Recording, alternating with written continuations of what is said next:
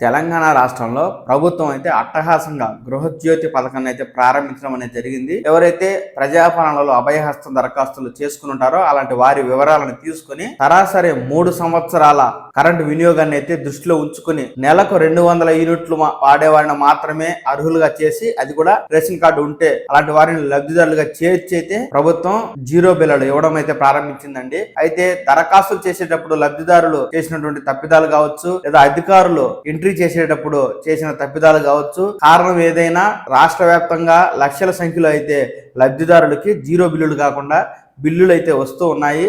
దీంతో లబ్ధిదారులు అయితే ఆందోళన చెందుతూ ఉన్నారండి. ఇలాంటి వారికి రాష్ట్ర ప్రభుత్వం మరియు అధికారులు అయితే తాజాగా గుడ్ న్యూస్ చెప్పడం జరిగింది. దీని గురించి మనం ఈ వీడియోలో పూర్తి సమాచారాన్ని అయితే తెలుసుకుందాము. నమస్కారం, నా పేరు Pavan Kumar. Welcome to Pavan talks Telugu channel. ఎప్పటికప్పుడు తెలంగాణ ప్రభుత్వం ఇచ్చే 6 గ్యారెంటీ పథకాలు కావచ్చు, రేషన్ కార్డు, పెన్షన్ సమాచారం కావచ్చు, అలాగే కేంద్ర రాష్ట్ర ప్రభుత్వ ఉద్యోగాల సమాచారం ఎప్పటికప్పుడు ఉన్నది ఉన్నట్టుగా ఆధారాలతో సహా నేను మీకు తెలియజేస్తూ ఉంటానండి. ఇలా సమాచారం మీకు కావాలి అని అనుకుంటే గనక ఈ పవన్ టాక్స్ తెలుగు ఛానల్ ని వెంటనే లైక్ చేయండి, అలాగే షేర్ చేయండి, గంట సింబల్ పై క్లిక్ చేసి ఆల్ సెలెక్ట్ చేసి సబ్స్క్రైబ్ చేసుకోండి.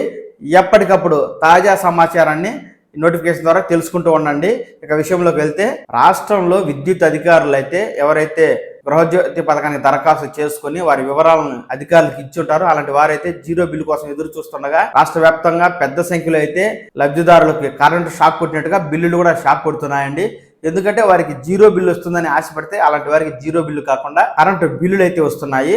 300, 400, 500 ఈ స్థాయిలో బిల్లులు వస్తున్నాయి. దీంతో జీరో బిల్లు వస్తుంది అనుకుంటే మాకు కరెంటు బిల్లు వచ్చింది, కట్టక తప్పదా అని చెప్పి లబ్ధిదారులు అయితే ఆందోళన చెందుతూ ఉండగా, ఉప ముఖ్యమంత్రి భట్టి విక్రమార్క గారు అయితే రేషన్ కార్డు ఉన్న వారు ఎవరు కరెంటు బిల్లు కట్టాల్సిన అవసరం లేదని, ఇలాంటి వారు ప్రజాపాలన దరఖాస్తు ఫారాన్ని తీసుకుని, అంటే రిసిప్ట్ ఇచ్చింటారు కదా దరఖాస్తు సమర్పించినప్పుడు, ఆ రిసిప్ట్ తీసుకుని ఎంపీడీఓ ఆఫీస్ కావచ్చు, మున్సిపల్ ఆఫీసులకు వెళ్లి అక్కడ ప్రజాపాలన సేవా కేంద్రాలు ఏర్పాటు చేశామని అక్కడికి వెళ్లి మీరు మీ వివరాలను అయితే సరి చేసుకోవచ్చు అని చెప్పి తెలియజేయడం అనేది జరిగింది. అయితే తాజాగా ఎన్నికల కోడ్ రావడంతో ఈ ప్రజాపాలన సేవా కేంద్రాలను మూసివేయడం అనేది జరిగింది. దీంతో ఎవరైతే జీరో బిల్లు రాలేదో అలాంటి వారైతే ఆందోళన చెందుతున్నారండి. ఎందుకంటే 3 నెలల పాటు ఎన్నికల కోడ్ అనేది ఉంటుంది. ఈ 3 నెలలు కరెంటు బిల్లే వస్తుంది. అంటే కరెంటు బిల్లుకు కట్టక తప్పదా?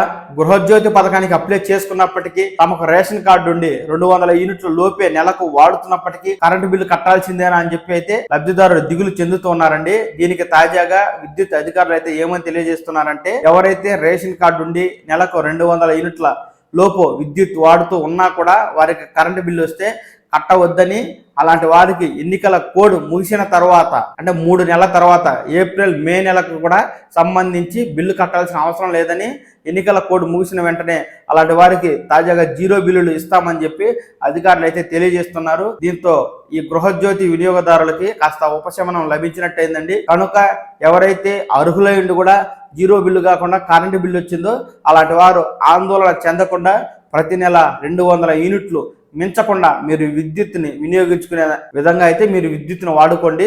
మీకు జీరో బిల్లు రాకపోయినా మీరు కరెంటు బిల్లు కట్టాల్సిన అవసరం లేదు. ఇలాంటి ఎప్పటికప్పుడు తాజా సమాచారాన్ని మీకు తెలుసుకోవాలి అనుకుంటే ఈ పవన్ టాక్స్ తెలుగు ఛానల్ని గంట సింబల్ పై క్లిక్ చేసి సబ్స్క్రైబ్ చేసుకోండి. ఆపై ఆల్ అని వస్తుంది, దాని మీద కూడా క్లిక్ చేస్తే మీకు ఎప్పటికప్పుడు నేను పంపించే వీడియోలు అయితే నోటిఫికేషన్ ద్వారా వస్తూ ఉంటాయి. మీరు పూర్తి సమాచారాన్ని అయితే తెలుసుకోవచ్చు.